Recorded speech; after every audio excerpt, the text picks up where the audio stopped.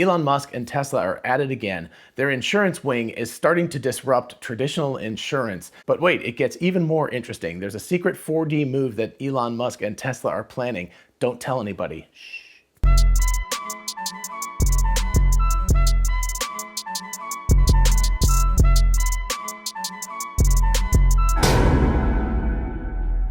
For those of you interested in investing, check out WeBull, an amazing platform for buying and selling stocks, and now cryptocurrencies like Bitcoin, Dogecoin, and others. Open an account and get a free stock valued at up to $200, and fund your account and get another free stock valued at up to $1,600.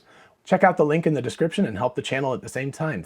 Hey y'all, it's Dr. Know-It-All. So I'm going to start right with the news. Sawyer Merritt posted this first as far as I know, but Tesla is now available in 5 states total. They are Arizona, California, Illinois, Ohio, and Texas. Now, for somebody who follows S-curves as carefully as I do, that 10% rating, right, 5 out of 50, 10%, made bells go off in my head because I was like, ooh, they're at the, the start of the steep part of the S-curve. But of course, insurance is not nearly as simple as ramping technology or something like that. Every one of the 50 states in the United States is a different insurance beast, right?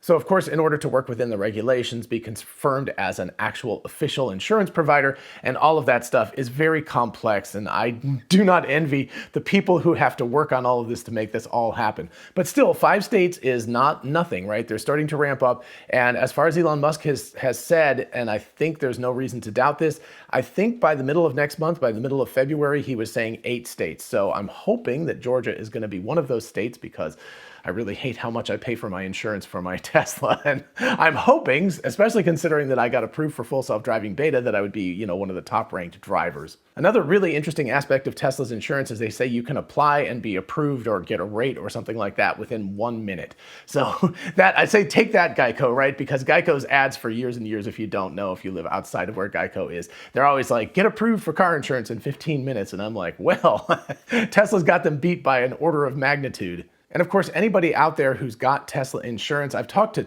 a few people from California who have it, but I would be interested in folks from different states like Texas and Arizona and Ohio that have only recently gotten access to it. I'd be interested to know what sort of difference in quotes you got between Tesla and whatever your current or former insurance company was, and whether you decided to go with Tesla after that.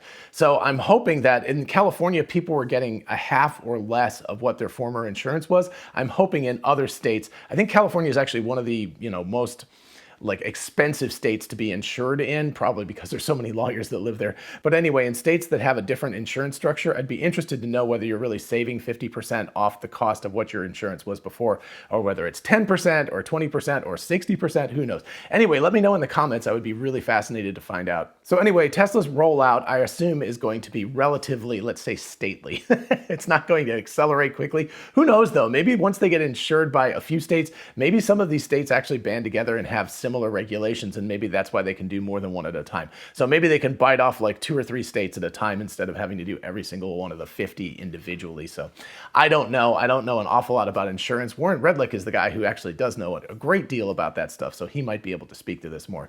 Anyway, Tesla is all set to disrupt insurance, and it's all because of data. As I'm sure most of you know, Tesla has access to much, much more data than any other insurance company could possibly have. Even the ones that they put those little chips or whatever, those little boxes into your car, they're still not getting as much data as Tesla does. They have access to everything that you do in your car.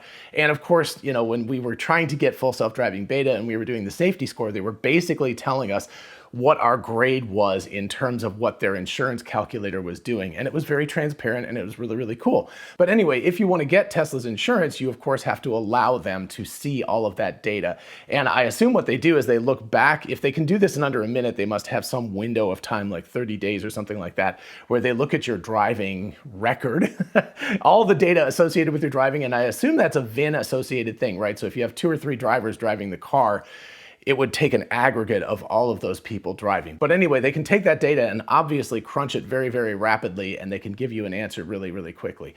So again, if you're paying something like $100 a month for insurance, they might, if you're a good driver, they might knock it down to $50 or $60 a month. If you're using full self-driving an awful lot on the highways and things like that, they might knock it down even further. So again, they have data that no other insurance company has access to, and insurance is all about statistics, right? There's always going to be accuracy accidents. That's just the way it works. There's no perfection in this world in which we live. Even if it's a sim that's designed to be imperfect.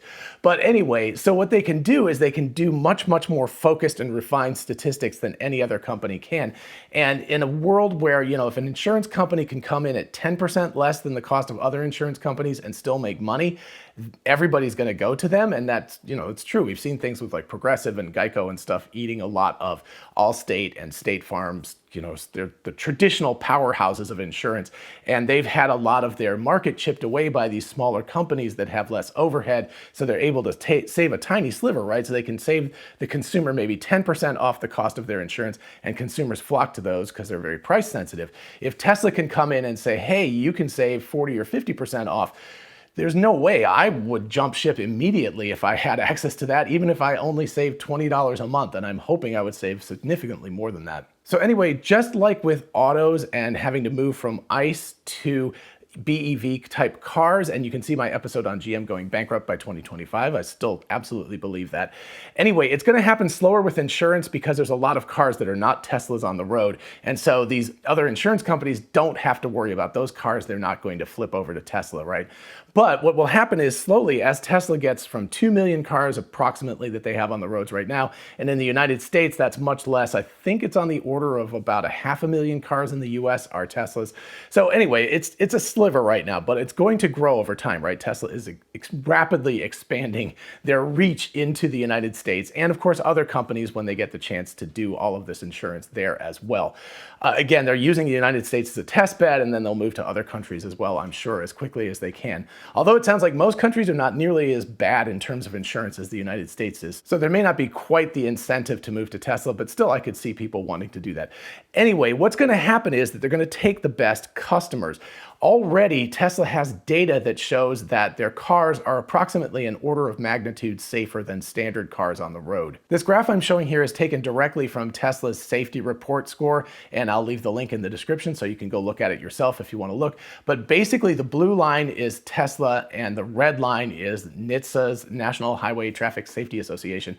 It's their report on how many accidents there are per million miles driven. So you can see that that's somewhere around the 2 mark, and Tesla's full self-driving. This is with full self-driving engaged, but Tesla says they count anything that gets disengaged within 5 seconds of an accident as still full self-driving. So anyway, it's a best case, but you can see that the trend line shows that Tesla's getting very, very close to 0.2. So that's 10 times safer than average drivers out there, or an order of magnitude safer. So what does that mean? Well, in the world of statistics, think of it with healthcare, think of it with insurance, whatever. You take the safest people and you overcharge them somewhat, and those safest people help to support the unsafe people. For all the people who are 90 to 100 percentile, who are the best drivers, there's the people who are 0 to 10 percentile, right? So there's always, it's a bell curve, so there has to be people at the bottom to match the people at the top.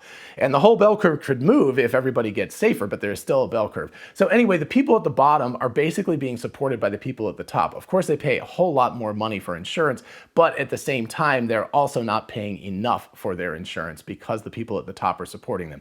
But if Tesla skims off those people, right, if they're already an order of magnitude safer, and this is true even if you're not using autopilot or any of the safety features, there are fewer accidents with people in Teslas by a lot than there are for the average. So anyway, so if Tesla takes, if they only give insurance to the people in the top 50%, or those are the only people who are interested, are drivers who are already in the top 50% of Tesla drivers, they're going to skim off the best of the drivers out there, who are, again, about an order of magnitude safer than the other drivers on the road. That means that Tesla doesn't have to pay out nearly as much because they don't have nearly as many accidents. And what it also means is that traditional insurance companies don't get those people to support them, right? So if I'm paying just hypothetically $100 a month for my insurance, that's $100 a month, and maybe I should only be paying something like $40 or $50 or $60 a month because these insurance companies are overbilling me to help pay for people who are on the bottom end of the bell curve. So if Tesla takes me away as a customer, the other insurance company is losing the funding that they would have to then help out the people who are on the lower end. And while that won't make a difference for a while, eventually Tesla is going to have enough cars on the road that they're going to take away a big chunk of the top drivers on the road, which means that insurance companies are then going to be stuck having to charge higher rates because they won't have those very best drivers on the road, which means that people are even more incentivized to, maybe even buy a Tesla, but certainly to drive a Tesla using Tesla's insurance. So anyway, while the transition to BEVs is going very, very fast, I predicted it was going to happen. A bunch of other people did, but the world out there didn't realize that. Insurance is going to happen at a much slower pace,